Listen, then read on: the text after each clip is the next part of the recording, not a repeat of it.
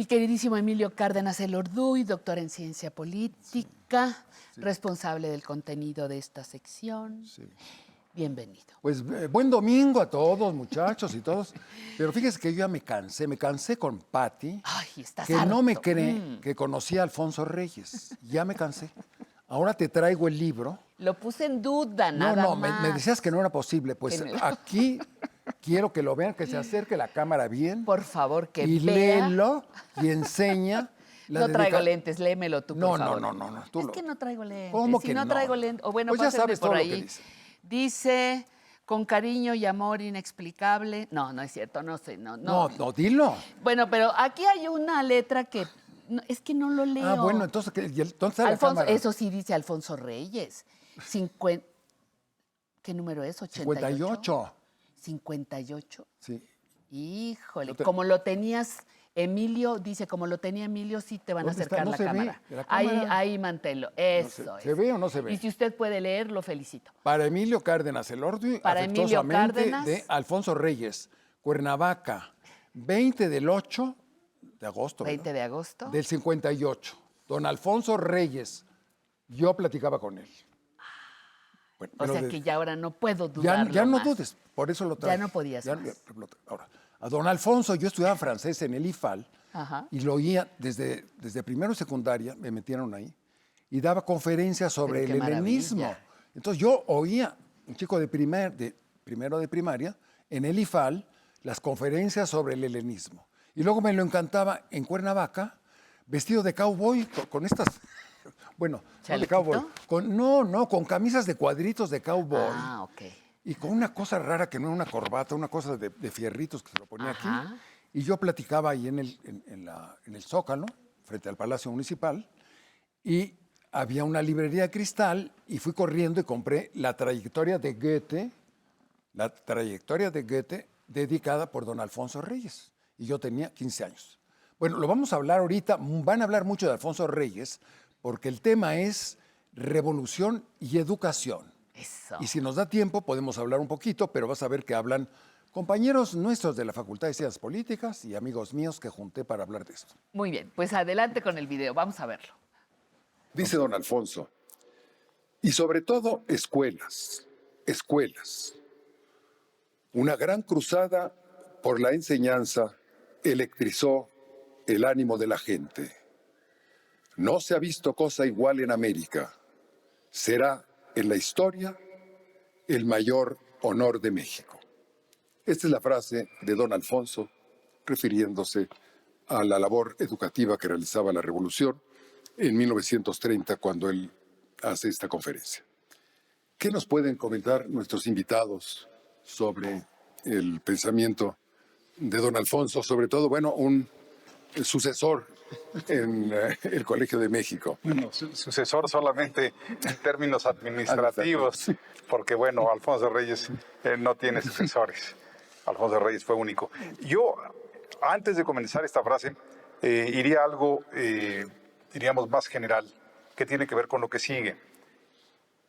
La Revolución Mexicana está totalmente imbricada con el ofrecimiento de educación popular. La Revolución Mexicana ha sido vista como un movimiento que iba a dar tierras a los campesinos, derechos sociales a los trabajadores, que iba a traer democracia al país. Pero hay una cuarta bandera que comparten prácticamente todas las corrientes revolucionarias, que era la de dar educación. Una educación para los sectores populares, para las clases medias. Y eso lo encontramos desde la propuesta maderista hasta en una propuesta, por ejemplo, de una facción que la gente no suele identificar con la educación, que es Pancho Villa. O sea, Pancho Villa estaba muy preocupado por la educación de los niños. Entonces, incluso en Canutillo, cuando él termina la revolución, pone instalaciones educativas. El zapatismo, que Salvador es experto en el tema, tiene junto Zapata a un profesor rural. Es realmente una persona fundamental en el movimiento, probablemente en la redacción del propio Plan de Ayala, que es Otilio Montaño. Ni qué decir del proyecto de Obregón. Entonces, en todas las facciones revolucionarias estaba la educación como una de las grandes prioridades, como una de las necesidades que tenía que resolver el país, y resolverlo desde una perspectiva, digamos, revolucionaria. Concentrémonos en el Ateneo. El Ateneo, entre otras cosas, tenía como uno de sus principales objetivos el difundir la educación, difundir la cultura. No es casual, no es meramente anecdótico que las grandes aportaciones a la educación del siglo XX en México provengan de gente del Ateneo. Está Vasconcelos, Martín Luis Guzmán, por ejemplo, con el proyecto, también ateneísta, con el proyecto de libro de texto gratuito. En fin, está en el Ateneo, está Enrique Sureña, está obviamente Alfonso Reyes. Entonces Reyes recordaba ese objetivo inicial de aquellos muchachos que fundaron el Ateneo, cómo pasados los años se convierte en una política del Estado mexicano. El Ateneo va a estar presente, digamos, hasta mediados del siglo XX en todas estas grandes aportaciones de la educación mexicana. Reyes se está refiriendo a aquel ánimo que compartían Vasconcelos y todos los demás miembros del grupo desde muy tempranas fechas, desde 1909.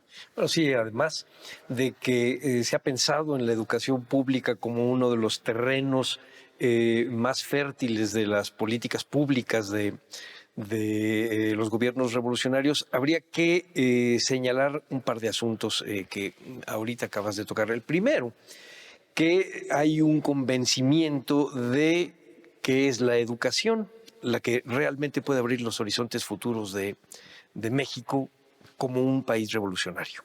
Es decir, que no hay pasos para atrás. Y la segunda, que lo que se siembra es un estado de ánimo. Finalmente, lo que se busca es que toda la gente participe y empuje en esta idea que tiene su genealogía más íntima en los ateneístas, pero que se convierte en un patrimonio de todo el mundo. Porque pone en el centro un espacio físico, no son frases huecas, no son palabras huecas. Las escuelas están, las vemos, se construyeron, ¿sí? Se siguen habitando, siguen vivas, y pusieron en el centro de los espacios sociales la gran preocupación. Y además son escuelas habitadas por gente de carne y hueso, con necesidades de carne y hueso. Y ahí se fueron las tensiones de los padres de familia, las aspiraciones de los niños, la preocupación por la formación de los maestros, que si bien ya venía desde el siglo XIX, finales del siglo XIX, en los congresos pedagógicos, sí la revolución le da una respetabilidad al trabajo docente y al maestro de escuela básica, que sí las grisallas de Rivera conmueve esta maestra rural, rodeada de los pequeñitos, leyendo un libro, estos esfuerzos de contar los cuentos, de escribir los cuentos para que se lleven a la escuela.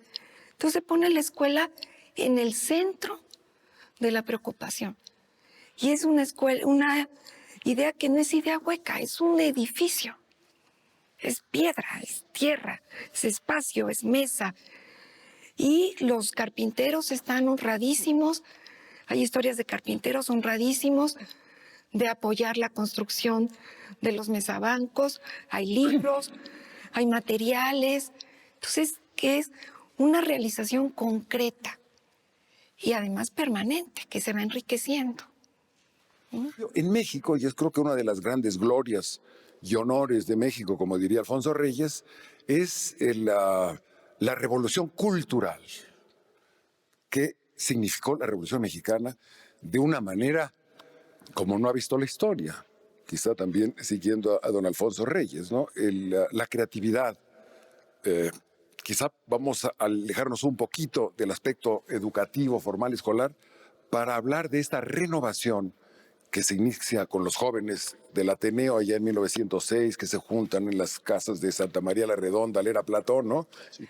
En esta diferenciación de la Revolución Mexicana respecto a las otras revoluciones sociales, la china, la rusa, la cubana,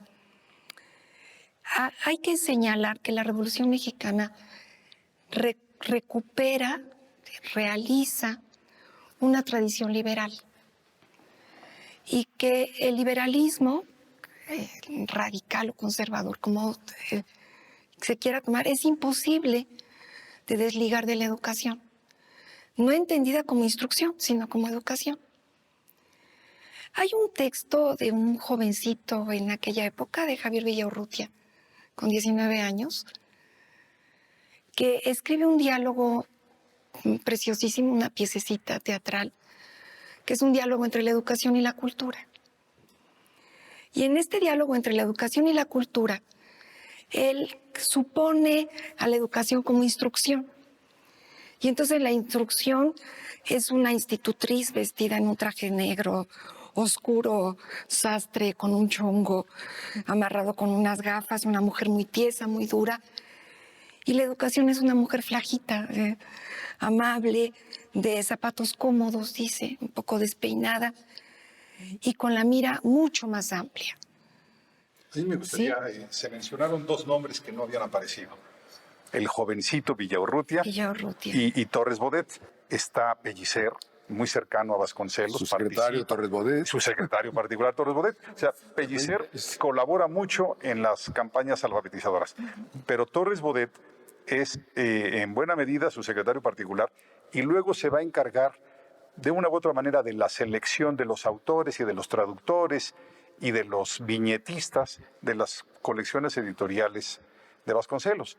Entonces tenemos a tres generaciones maravillosas. La gran aportación de contemporáneos en ese momento es matizar el nacionalismo revolucionario. Es decir, no nos quedemos nada más con lo puramente mexicano, para eso está el muralismo, para eso está la novela de la revolución, pero también en los clásicos verdes están los clásicos de la literatura y de la historia universal. Entonces son tres cosas maravillosas. Hay que decir, sí, Vasconcelos fue un hombre extraordinario, pero tuvo el genio, ¿sí?, de contar con tres generaciones de mexicanos maravillosos que creo que no hemos vuelto a tener en este siglo XX y en el inicio del siglo XXI que llevamos. Más o menos reciente esa. Pues Más mira, o menos, no, ¿cuánto? esto fue en 2010, en el porque ya hablan del siglo centenario XXI. de la Revolución, Sí. y estamos en el mural de Siqueiros de Chapultepec, que es sobre la Revolución. Era el centenario y había que hablar lo que había hecho la Revolución. Entre otras cosas, la Revolución hizo al Politécnico Nacional, el 1 de enero de 1936, al segundo año del general Cárdenas, se inaugura. Ya para el 15 de enero ya había chicos aquí en el casco de Santo Tomás. Ese es un revolucionario que crea al Politécnico Nacional. Y la universidad la crea otro revolucionario que es Vasconcelos en el 1921. Y Alfonso Reyes, en 43, el Colegio de México. Entonces son instituciones fundamentales de la Revolución Mexicana. Por eso este programa lo realicé para conmemorar los 100 años de la Revolución Mexicana y el gran proyecto educativo que vamos más o menos a medias todavía, no lo hemos terminado, falta mucho por hacer.